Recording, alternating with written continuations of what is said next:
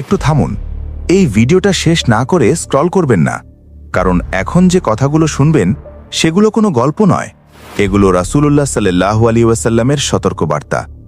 মাত্র 7টি গুনাহ যেগুলো মানুষের দুনিয়া ও আখেরাত চোখের পলকে ধ্বংস করে দেয়।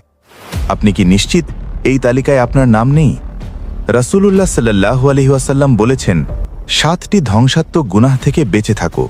প্রথম, আল্লাহর সাথে শরিক করা। শিরক করলে সব আমল নষ্ট হয়ে যায়।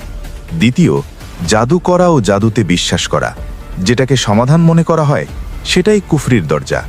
তৃতীয়, অন্যায়ভাবে মানুষ হত্যা। একটি প্রাণ নেওয়া মানে পুরো মানব জাতিকে হত্যা করা। চতুর্থ, সুদ খাওয়া। সুদের এক লেনদেনও আল্লাহর সাথে যুদ্ধ। পঞ্চম, ইয়েতিমের সম্পদ আত্মসাৎ করা। কুরআন বলে এটা পেটে আগুন ভরা। ষষ্ঠ, যুদ্ধের ময়দান থেকে পালানো।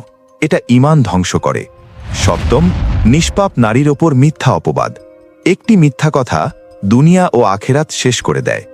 এই গুনাহগুলো হালকা মনে করবেন না, কবর কখনো হালকা হবে না। এখনো সময় আছে, আজই তওবা করুন।